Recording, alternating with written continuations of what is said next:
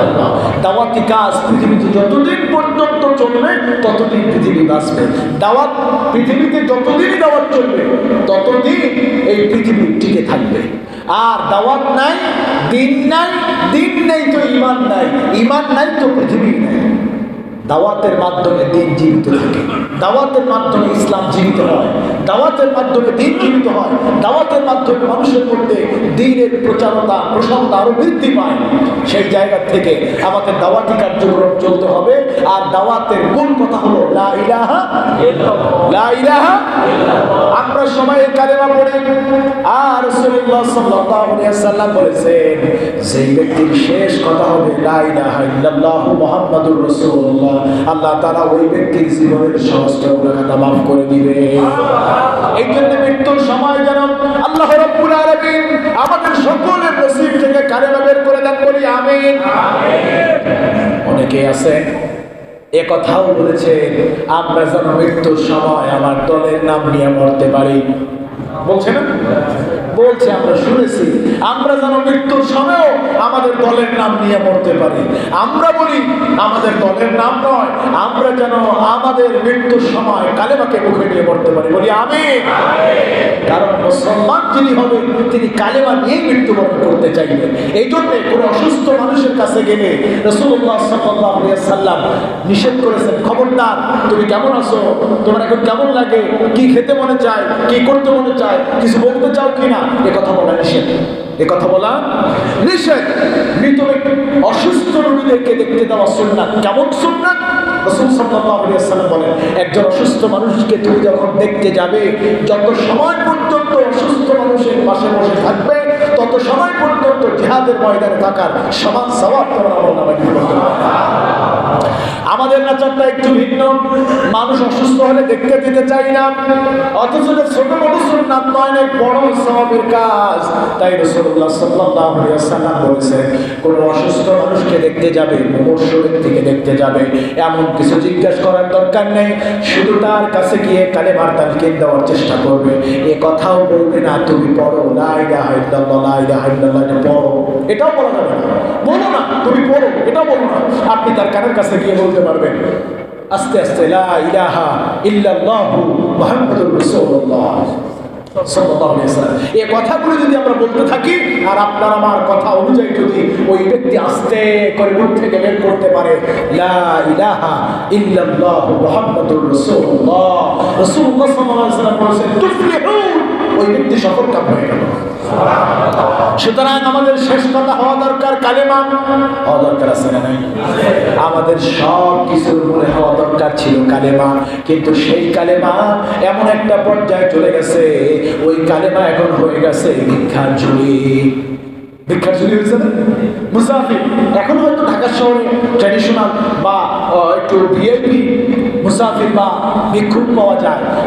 আমাদের এলাকায় বা গ্রামের বাড়িতে যারা রয়েছে, গ্রামের বাড়িতে যারা রয়েছে, আপনি কিসের নামাজ পড়তেছেন? তো বসে পড়ুন।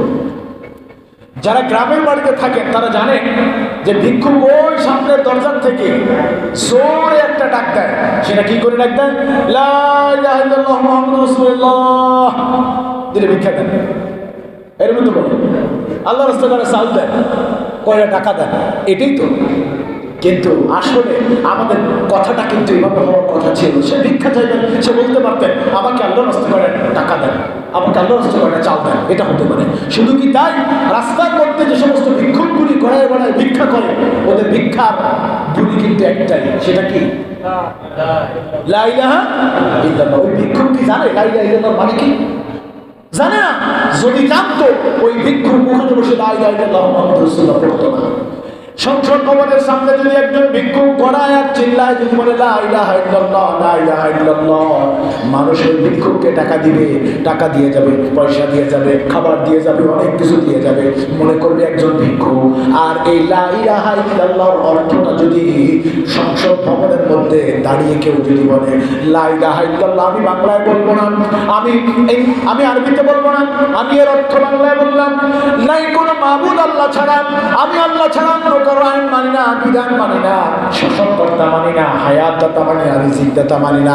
সব কিছুর মালিক যদি আমি একচ্ছত্র মেনে থাকি, তিনি হলেন আমার আল্লাহ। এ কথা যদি বলেন, ওই ব্যক্তিকে কি সংসদ ভবনে রাখবে? বলবে ভাই এটা তো আল্লাহ দিয়ে আইনের সংসদ ভবন নয়, এটা মানুষের তৈরি করা সংসদ ভবন। এখানে যদি আইন চলে সরকারের আইন চলবে, এখানে বিধান চললে সরকারের বিধান চলবে, এখানে যদি সব কিছু পরিচালিত হয়, ক্ষমতার যদি মালিক দেওয়া হয়, সেটা সরকারকে ক্ষমতার মালিক দেওয়া হবে। এখানে সার্বভৌম ক্ষমতার মালিক আল্লাহকে দেওয়া হয় না, হয় না কেন? সুতরাং কালেমা যেন আমাদের ভিক্ষার তুলি না হয়ে যায়। সমস্ত নবী আলাইহিস সালাতু ওয়াস সালামরা যখন মার খেয়েছেন, এই কালেমার দাওয়াত দেওয়ার কারণেই কিন্তু মার খেয়েছেন। আপনার আমার নবী বিশ্বনবী সাল্লাল্লাহু আলাইহি ওয়াসাল্লাম আবু জেহেলের সাথে, আবু লাহাবের সাথে, উতবা সাইবা মুগিরার সাথে তেমন কোনো বিরোধ ছিল না। তারা বলেছিলেন, মুহাম্মদ তুমি যেই কথা বলো, তুমি যেই দ্বীনের দাওয়াত দাও, ভালো কথা দাওয়াত দাও, কোনো সমস্যা নাই, তোমার দ্বীনের দাওয়াত আমরাও নিলাম। তবে শর্ত হলো তুমিও আমাদের দ্বীনকে মানো, আমরাও তোমাদের দ্বীনকে মানি।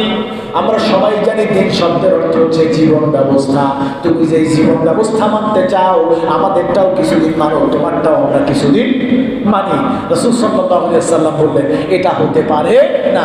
লাকুম দীনুকুম ওয়ালিয়া দীন, তোমার দিন তোমার কাছে, আমার দিন আমার কাছে, আমি তোমার দিনকে মানি না।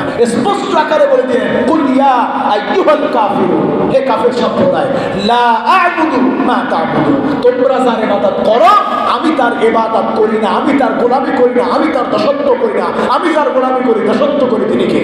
আল্লাহ। আমি সেই কালেমার দিকে তোমাদেরকে দাওয়াত দিচ্ছি। ইয়া আহলাল কিতাবি তাআলাউ ইলা কালিমাতিন সাওয়াইন বাইনানা ওয়া বাইনাকুম আল্লা না'বুদা ইল্লাল্লাহ। হে আহলে কিতাব, এইদিকে আসো, কালিমাতিন, একটা কথার মধ্যে তুমি আমি সীমাবদ্ধ হই, এক কথার মধ্যে তুমি আমি একটা কথাকে শক্ত করে ধরি, সেই কথাটা হলো লা ইলাহা ইল্লাল্লাহ।